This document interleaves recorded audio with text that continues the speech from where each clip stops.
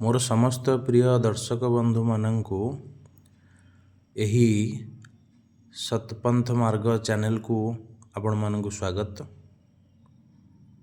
मु प्रथमे सतगुरु कबीर साहेब को चरण कमल सत साहिब आपण मान समस्त को मोर सत साहिब।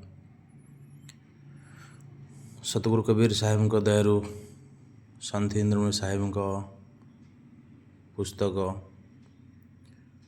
पूर्व भागरे मु आपण मानक पाखरे उपस्थापना करिथिली। पुणी आउरी तापर भाग आपण पाखरे पहुँचाऊँगी। सही पुस्तक जार नाम सत्यसार सिद्धांत मु कौन करी।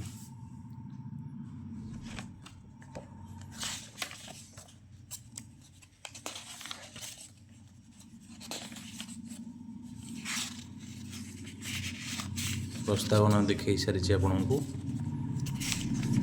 यापर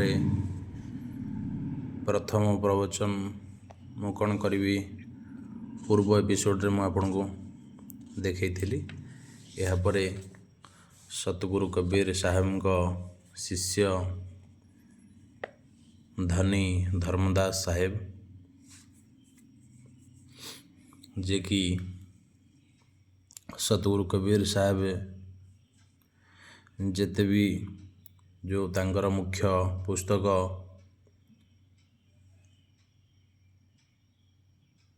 जो कबीर सागर अच्छी आपण मानक मुझे देखी से पुस्तक समय क्रमे धीरे धीरे मु से पुस्तक को भी आपण ता भीतर थिबा जो ज्ञान जीव शांति निमंते मु आपण को धीरे धीरे उपस्थापना करी।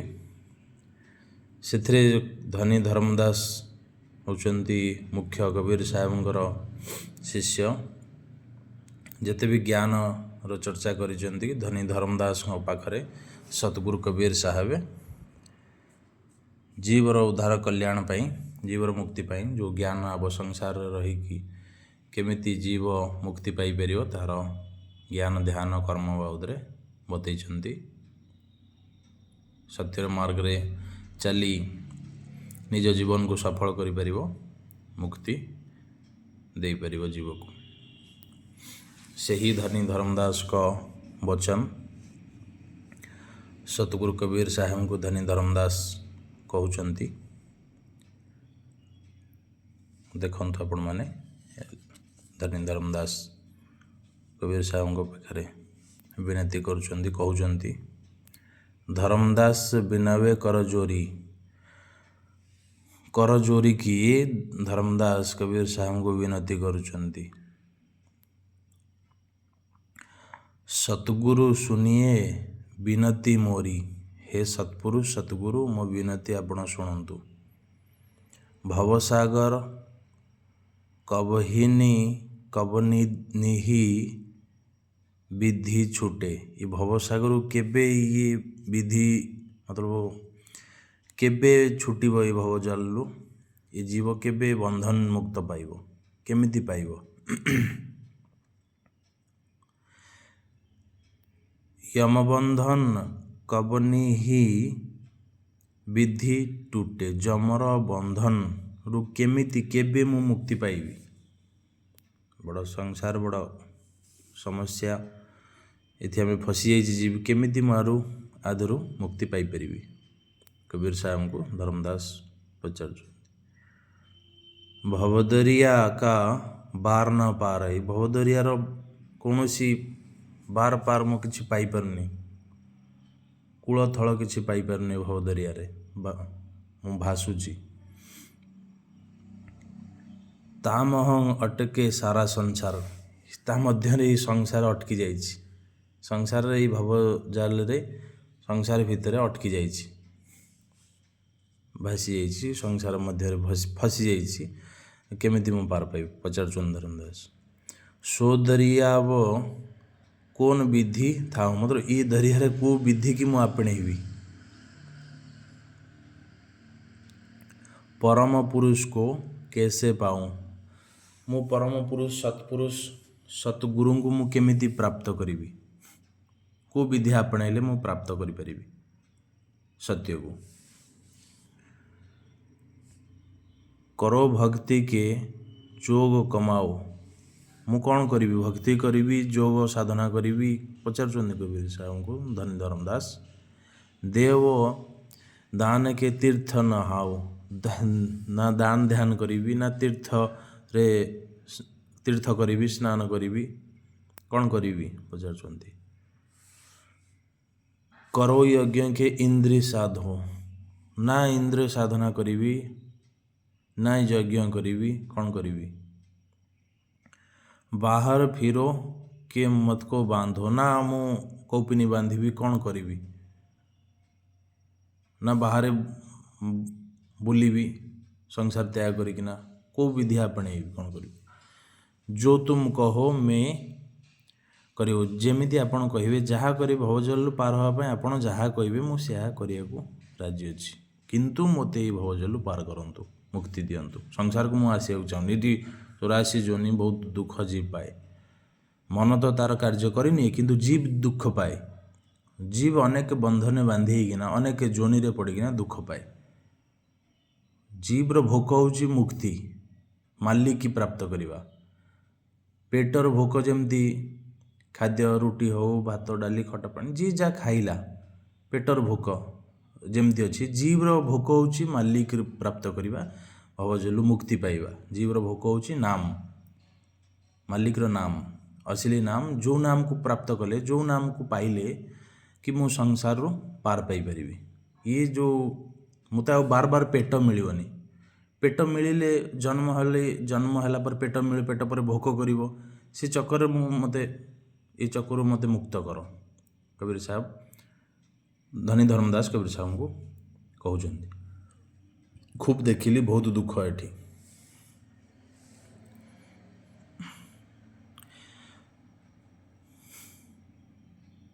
ବଚନ ତୁମ୍ହାରେ ହୃଦୟ ଧରେ ଓ, ଯାହା ଆପଣ କହିବେ, ଆପଣ ଯେଉଁ ବଚନ ଦେବେ ମୁଁ ତାକୁ ହୃଦୟ ଧରିବାକୁ ରାଜି ଅଛି।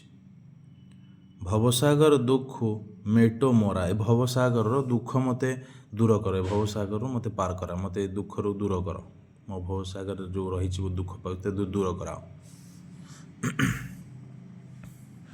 ତାପରେ କହିଲେ ଟୁଟେ ଜନ୍ମ ମରଣ କା ଠେରା, ଏଇ ଜନ୍ମ ମରଣ ଯେଉଁ ରୋଗ ଲାଗିଛି, ମୋତେ ଇଏ ଜନ୍ମ ମରଣ ରୋଗରୁ ମୁକ୍ତ କର। ସଂଶୟ ରହିତ କରହୁ ମୋହି ସ୍ୱାମୀ, ମୋର ସଂଶୟ ଯେଉଁ ଅଛି ତାକୁ ଦୂର କର। ହେ ସ୍ୱାମୀ, ମୋର ଏଇ ଯେଉଁ ସଂଶୟ ଅଛି, ଯେଉଁ ଦ୍ୱନ୍ଦ୍ୱ ରହିଯାଇଛି, ଏଇ ଦ୍ୱନ୍ଦ୍ୱକୁ ମୋର ଦୂର କର। ତୁମ ସବୁ ଘଟକେ ଅନ୍ତର୍ୟାମୀ, ତ ସବୁ ପ୍ରତ୍ୟେକ ଘଟରେ ତୁମେ ହେଉଛ ଅନ୍ତର୍ୟାମୀ, ତୁମେ ହିଁ ଦୂର କରିପାରିବ।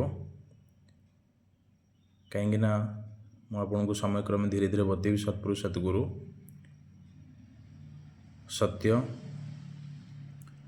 ଆଧାରିତ ସତଗୁରୁ, ଯେହେତୁ ତାଙ୍କୁ ସତ୍ୟର ଆଧାରିତ, ତେଣୁକରି ତାଙ୍କୁ ସତଗୁରୁ କୁହାଯାଇଛି। ସତ୍ୟର ଯେମିତି ମାଟିର ଭଣ୍ଡାର ହେଉଛି ପୃଥିବୀ, ଜଳର ଭଣ୍ଡାର ହେଉଛି ସମୁଦ୍ର, ଏହିଭଳି ବିଚାର ପ୍ରସଙ୍ଗ, ବିଚାର କଥା, ତ ସତ୍ୟର ଆଧାରିତ ହେଉଛନ୍ତି ସତଗୁରୁ। ବିଚାର ପ୍ରସଙ୍ଗେ ପ୍ରତ୍ୟେକର ଭଣ୍ଡାର ଅଛି, ସେମିତି ସତ୍ୟର ଆଧାରିତ ହେଉଛନ୍ତି ସତଗୁରୁ। ସତଗୁରୁ ହେଉଛନ୍ତି ସତ୍ୟର ଆଧାରିତ। ସତ୍ୟର ମତଲବ ସତ୍ପୁରୁଷ, ସତଗୁରୁ। ତ ସେଇଭଳି ଧର୍ମଦାସ ବତାଉଛନ୍ତି କି ହେ ସତଗୁରୁ, ମୋତେ ଭବସାଗରରୁ ପାର କର। ଧର୍ମଦାସ ବଚନ ଇଏ ଧର୍ମଦାସ ସତଗୁରୁ କବିର ସାହୁଙ୍କୁ କହୁଛନ୍ତି, ତୁମେ ସବୁ ଘଟକେ ଅନ୍ତର୍ୟାମୀ, ତ ସତ୍ୟର ଧ୍ୟାନ ତୁମେ ହିଁ ଧର, ସତ୍ୟର ନାମ ତୁମେ ହିଁ ଦେଇଛ, ରଖିଛ ସଂସାରକୁ ଆସିକିନା ତୁମେ ହିଁ ସତ୍ୟର ନାମ ଧରେଇଛ। ଯାହାଫଳରେ କି ସତ୍ୟ କ'ଣ, ତୁମେ ସତ୍ପୁରୁଷ, ସତଗୁରୁ, ଅଜର ଅମର ଅବିନାଶୀ। ସତ୍ୟ ହେଉଛି ଅଜର ଅମର ଅବିନାଶୀ। ମୁଁ ବାରବାର ଆପଣମାନଙ୍କୁ କହି ଆସିଛି। ତ ଏହା ଉପରେ କୌଣସି ସତ ଉପରେ କୌଣସି ଗୁରୁ ନାହିଁ, ସତ ଉପରେ କୌଣସି ଅବସର ନାହିଁ, ସତ ଉପରେ କୌଣସି କିଛି ସତ୍ୟ ନିର୍ବନ୍ଧନ तो सत्य को अपनेले एक बंधन सतगुरु कबीर साहेब निर्बंधन गगन मंडल से उतरे सतगुरु सत्य कबीर सभी उतार में बड़ू सब पीर अनखे पीर कबीर साहब को बाणी रखिंट वचन बाणी बाणी ही प्रमाण करुच्ची। तो धीरे धीरे मुझे बाणी की भी आपण मानक देखी आ यार अनुवाद ओडिया रे मु आपण मानक बतेबी निश्चिंत समय क्रम धीरे धीरे जानिबे। आज धर्मदास कबीर साहब को पाखरे धर्मदास वचन मतलब कहउछंती पचारुछंती ये सब प्रश्न तेणुकर आपण मैंने यही अध्याय रे निश्चिंत यार अर्थ बुझीपारे सरल भाव में आपण मानक देखी बुझेली आपण विचार करंतु सत्यर पावर केते सत्य को आपणेले कौन हम सत्य को ध्यान धरले मु कौन पाइबी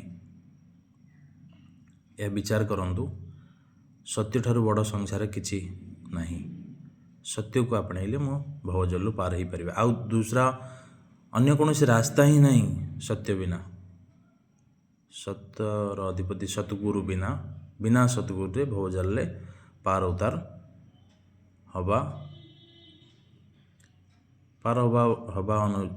अवसंभाविक पार उतार हो पार नहीं केबे सतगुरु बिना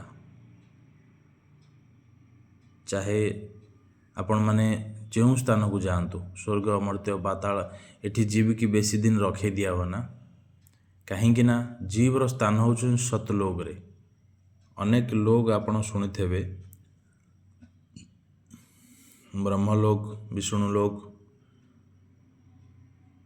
शिवलोक अनेक लोक अच्छी स्वर्गलोक पातालोक मर्त्यलोक ए स्थान जीव बेसी दिन रुहे ना रही परिबनी सेठी जदि रही पारि थांता ताहेले संसार बार बार जन्म रोग लगी न थांता एथे समस्ते पड़िचंदी दुख पाउचंदी देवी देवता ठू आरंभ करी मुनि गंधर्व जेते भी सब अच्छन संसार रे प्रत्येक यही रोग रे पड़ जाइचंदी स्वर्ग को देवता माने भी आपण माने जानिचंदी देवता माने भी बार बार संसार को आसंती फिर जाती तो ये भी मुक्ति पाई पार नांदी तो स्वर्ग रे भी बेसी दिन जीव को रखै दिया जाए ना कहीं जदि जीव रखाई जाई थांता रखा हो पार था ताले शिव देवता मान बार बार केमती आसिले जन्म नेले मृत्यु हैला तांकर फिर संसार को आसिले फिर तो सेठी बेसी दिन जीव के रखे दिया ना एक सतलोकरू सतगुरु कबीर साहेब आसिला परे एहा परे तांकर एहा परे से एक बार आसीचंदी प्रकट होइचंदी फिर जाइचंदी कौन सी मातृ गर्भ देकिना सतपुरुष सतगुरु कबीर साहेब आसी नांती यह प्रमाण सहित मु आपन को आगामी एपिसोड रे बतेबी निश्चिंत धीरे धीरे आपण अपेक्षा करंतु निश्चिंत जानि परिबे आम लेखार सहित मु आपण मानकु बतेबी बोल मतलब बाणी कबीर साहब जो रखिचंती से बाणी जरिया रे शब्द जरिया रे मु आपण को धीरे धीरे जनइबी आपण माने जानि परिबे सत्य कौन असत्य कौन दुईटी जिनसर एठी खेल चली एक सत्य एक असत सत को आपणे भवजाल पार ही परिबे असत को आपणे 84 जन्ने पड़िबे अनेक कर्म बंधन ने फसिकिना अनेक दुख पाइबे। तो यह मोर आशा कि आपण माने यह धीरे धीरे जानतु बुझंतु समय क्रमे यार सत्य कौन धीरे धीरे जापर निज जीवन को परिवर्तन आणतु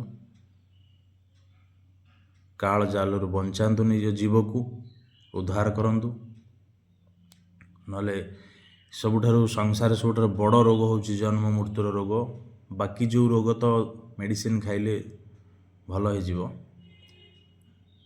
ये जो रोग यार मेडिसिन होचन सत्यर नाम सतगुरु प्राप्त करी सत्यर नाम बिना बाकी रोग तो नॉर्मल मेडिसिन खाइले भल हो जाइपे ज्वर थंडा काश फ्रैक्चर जहाँ भी किसी हो ये भल हो सब रोगर मेडिसिन अच्छी जमती सेमती जन्म मृत्यु एक बड़ रोग या ठार बड़ रोग संसार किसी ना जन्म मृत्यु ठार बड़ रोग संसार आपण पाइपर ना ताठू बड़ रोग किसी ना से रोगर मुक्ति पाइल तो जीवित जन्म मरण रोगर मुक्ति पाइगला तो फिर दुख कौन रहा आउ किसी दुख रही सतलोक यार जीवर स्थान सतलोकु सतपुरुष सतगुरु कबीर साहब प्रकट हेले काशीर लहड़तारा एक स्थान गंगार एक धारा जो धारा रे कमल पुष्प प्रकट हेले यार वर्णन मु धीरे धीरे आपण मानक आगामी एपिसोड निश्चिंत करी बाणी जरिया सतगुरु कबीर साहब बाणी जरिया बतेबी आपन आज अध्याय मुझे रखुची मु आशा करी आपन ग्रहण करूँ मानतु चलतु धीरे धीरे फॉलो करूँ मोर चैनल को सब्सक्राइब लाइक एंड शेयर करूँ जि जन जन पाखे पहुँच पार समस्त पाखे पहुँचो सत्य कौन जानीपर धीरे धीरे जानला रास्ता चलिए निज जीवन को सफल करें समस्त को मोर हाथ जोड़ी सत साहिब